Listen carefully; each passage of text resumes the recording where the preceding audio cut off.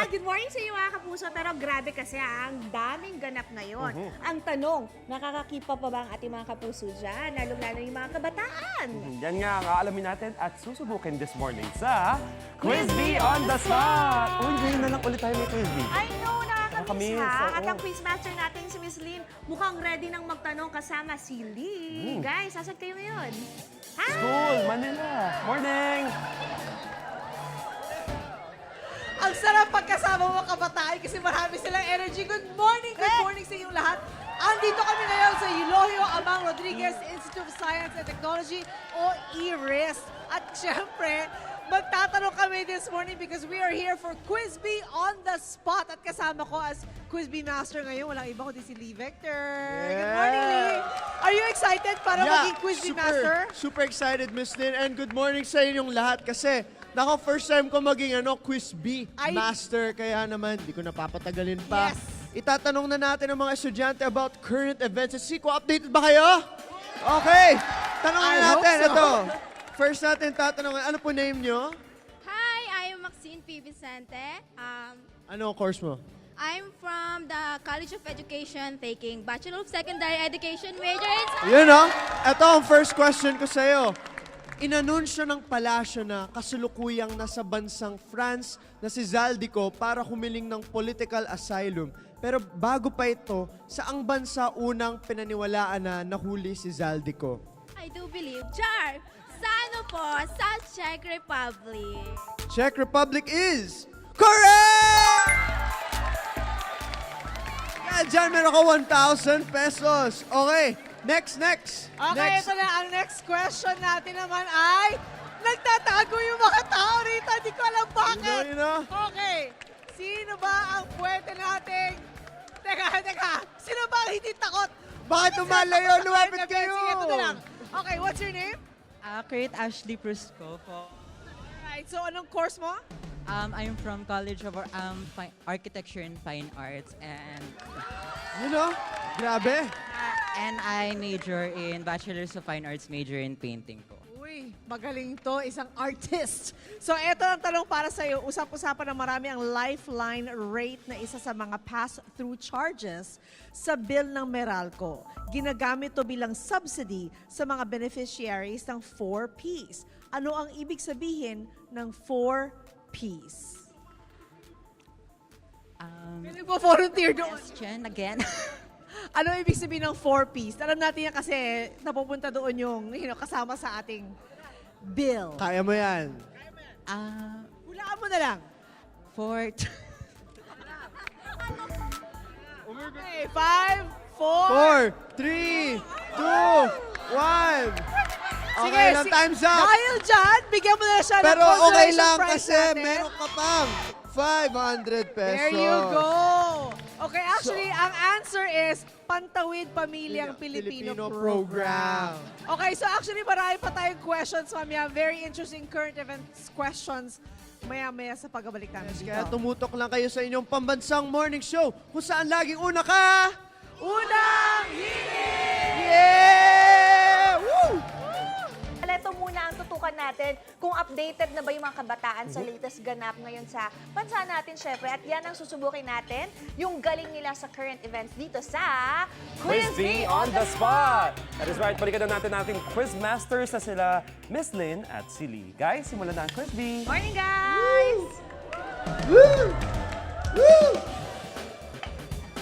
Alright, balik po tayo rito sa Eulogio Amang Rodriguez Institute of Science and Technology o IRIS. At kasama pa rin natin ang mga very energetic students dito. O ba? Galing mo yan sa bulsa mo? Galing dito? Oh!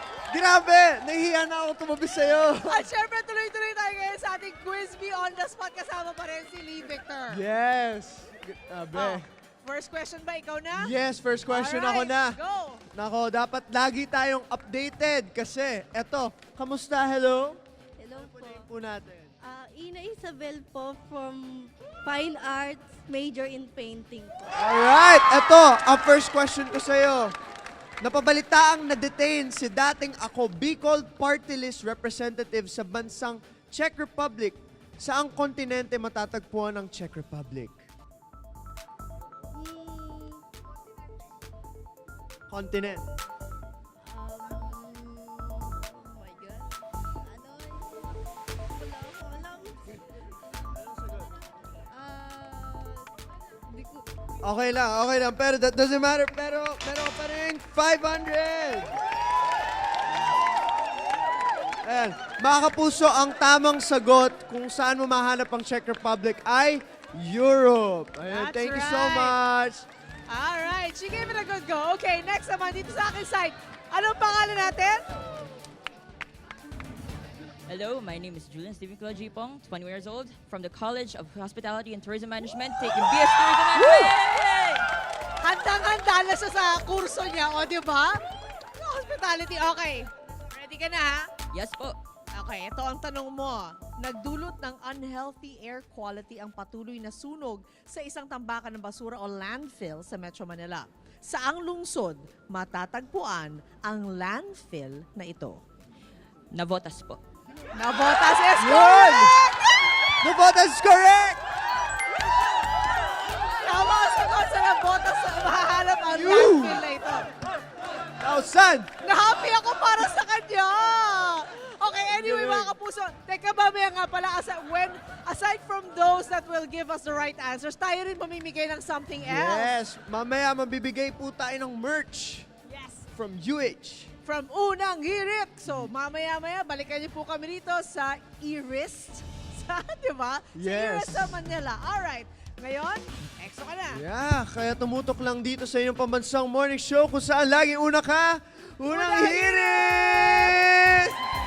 Pero heto naman ang kailangan galingan din, yung mga kabataan natin na bibigyan natin ng sorpresa. At kasi nga, susubukin natin yung galing nila sa current events dito sa Quiz Me on the Spot! Ang dami kasing ganap ngayon sa bansa natin.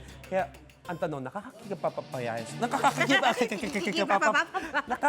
pa kaya sila? Alamin na natin kina Quizmasters Lynn and Lee. Guys, take it away.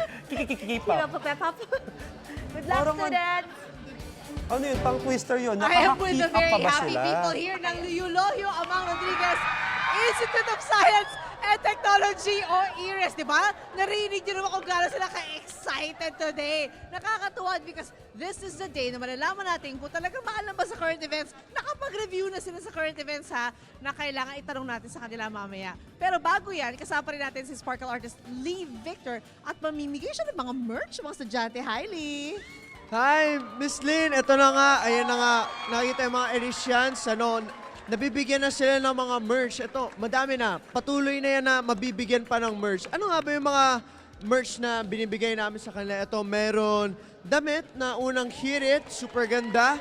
Merong mug ng UH. Ayan, sakto. Pwede yan pang breakfast. Pag napakagandang mug para uminom ng kape. Meron din lanyard para extra aesthetic, no? Pagyayabang mo na meron akong UH na lanyard. Tapos merong paypay pa. Nako, tamang-tama kasi super init ng panahon na yon. Super, ito yung kaibigan mo, ito yung kakampi mo sa mainit na panahon. Kaya naman, grabe. Ito na.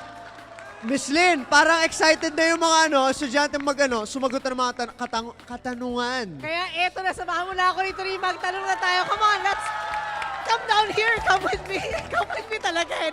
Magtatanong. Guys, ready na ba kayo? Okay. So, eto na. Okay. What's your name? Albrix Jasen Diropo. From College of Engineering, Bachelor of Science, Civil Engineering. Wow!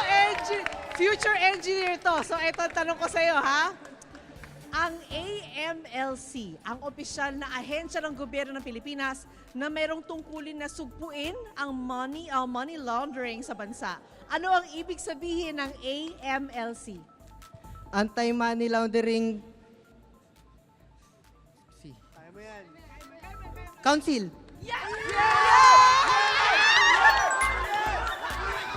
Nice one! Okay, sunod naman. Sino naman? Ate, ito, meron naman ako. Ano po name niyo? I'm Regina Barreto po from College of Engineering, Bachelor of Science in Civil Engineering. Yes! Ito, tanong mo. Civil Engineering. Nitong April 23, 2026, kinumpirma ng ICC Pre-Trial Chamber 1 ang lahat ng charges para sa kasong crimes against humanity laban kay dating Pangulong Rodrigo Duterte. Ano ang ibig sabihin ng ICC? International Criminal Court! Correct! Pati ako na-excite sa kanya, nakakatuwa. Pero ito na ang ating third question. Ikaw, abante ka ng konti. Okay, name and college. I'm Carla Jane Rigoberto po from College of Engineering. Alright, College of Engineering din. Aba mo kami pinain, mga puro College of Engineering. Okay, itong tanong mo, ha? Ang tanong, sa impeachment hearing laban kay Vice President Sara Duterte kahapon, bumoto ang House Committee on Justice na huwag buksan ang BIR box na naglalaman ng tax records ng mag-asawang Vice President Sara Duterte at Attorney Mans Carpio. Anong ibig sabihin ng BIR? Bureau of Internal Revenue. Tama! Ito!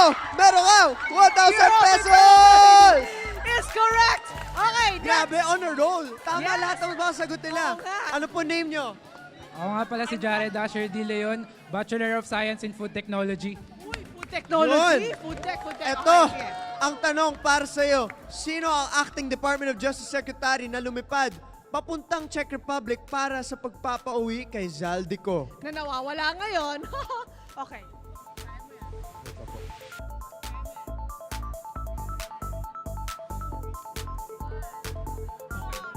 It's okay. He still gets 500 pesos. Meron kang from Unang 500. Hirit. Okay. Ay, mamimigay ka ng pera. Okay, ang sagot sa iyong Tamang tanong. sagot ay Secretary Frederick Vida. Yun. Alright. Next. question naman Next, tayo. sino-sino? Halika rito. Okay. Name Ayan. and college. Ako po si Jamelo Dubice, ang hit journalist ng Mechanical Engineering. Ay! Teacher na! Uy! Sin pala to! Wow! Ay! Para kamusta ka na? Best friend ko to eh. Si best friend. Meron siya. Si best friend. Iba ang claim mo ha. Nakatuwa ka. Okay. Okay, hit. Ready ka na ba sa question? Ready. Ayan, po, Miss Lynn. Okay, the question is this. Ayon sa DOE, maaaring magtagal pa ang oil crisis hanggang sa December dahil sa gera, sa gulo sa Middle East. Ano ang ibig sabihin ng DOE? Department of Energy. Let's go, hit journalist! Correct! Meron ka 1,000 pesos! Nice one! Yun o! Grabe! Alam mo na, Department of Energy! at meron silang ito yung dapat Tingnan Department mo, of Energy. Grabe, ito talaga ang Department of Energy. Grabe. Ang sarap magtrabaho pag ganito yung mga estudyante kasama mo. Sobrang energetic sila. Thank you, Iris. Grabe kayo. Yes, kaya, pero alam mo, nakaka-proud. Nakaka-proud na nasagot niyo yung mga tanong ng tama. Yes. Good job sa inyo. Which means na talagang mga kabataan ngayon ay natututo na talagang updated sila sa current events. Which we Yes. should all be para alam natin ang nangyayari sa ating bansa. Yes. Kaya, for more updates, tumutok lang kayo sa inyong pambansang morning show kung saan lagi una ka! Unang Yeah! Wait! Wait lang! Huwag mo muna i-close. Mag-subscribe ka na muna sa GMA Public Affairs YouTube channel para lagi kang una sa mga latest kwento at balita. I-follow mo na rin ang official social media pages ng Unang Hirit. Thank you. O sige na,